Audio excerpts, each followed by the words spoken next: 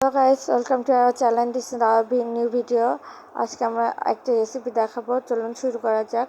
প্রথমে কড়াইতে তেল পরিমাপ মতো দিতে হবে। তেল একটু গরম হয়ে গেলে তাতে চিংড়ি মাছ কিছু অল্প পরিমাণ চিংড়ি মাছ দিয়ে চিংড়ি মাছটা ভালো করে ভেজে নেবেন। চিংড়ি মাছটা হালকা লাল লাল করে ভেজে নিতে হবে। চিংড়ি মাছটা ভাজা হয়ে গেলে এতে বেটে রাখা মশলাগুলো সব দিয়ে দিবেন।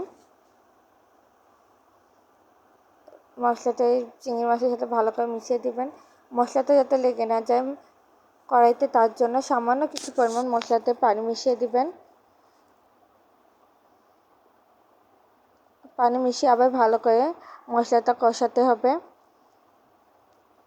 মশলা যত বেশি কষাবেন তত তরকারিটা স্বাদ আসবে। এটা আমাদের মশলা কষানো কমপ্লিট। এবার এতে আমরা আমাদের সবজিগুলো সব দিয়ে দেব। কেটে রাখা আলু, কচু আর কাঁঠালের আটি এর মধ্যে আমরা দিয়ে দিব। এগুলো কেটে ভালো মতো ধুয়ে নেওয়া হয়েছে।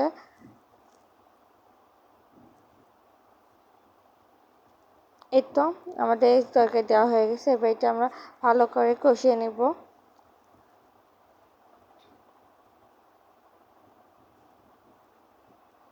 এই তো আমাদের তরকারি কষানো হয়ে গেছে।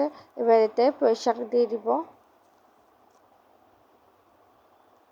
পুঁই শাকটা আগে থেকে আমরা ধুয়ে রেখেছি কেটে ভালো মতো। পুঁই শাকটা দিয়ে এবার আমরা ঢেকে দিব যাতে পুঁই শাকটা সিদ্ধ হয়ে যায়।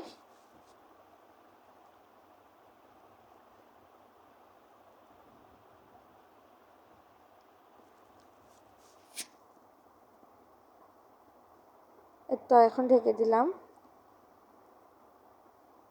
তো আমাদের শাক রান্না হয়ে গেছে, সিদ্ধ হয়ে গেছে সমস্ত সবজি। এবার এখানে আমরা সিদ্ধ হয়ে গেছে নাকি একটু চেক করে নিয়ে এতে আমরা পানি দিয়ে দেব ঝোল দেওয়ার জন্য। আমাদের সবজি সিদ্ধ হয়ে গেছে। এবার এতে আমরা পানি দিয়ে দেব ঝোলের। আপনারা যে যতটুকু ঝোল খাবেন সে ততটুকু ঝোল দেওয়ার চেষ্টা করবেন। এই তো আমাদের ঝোলে পানি দেওয়া হয়ে গেছে।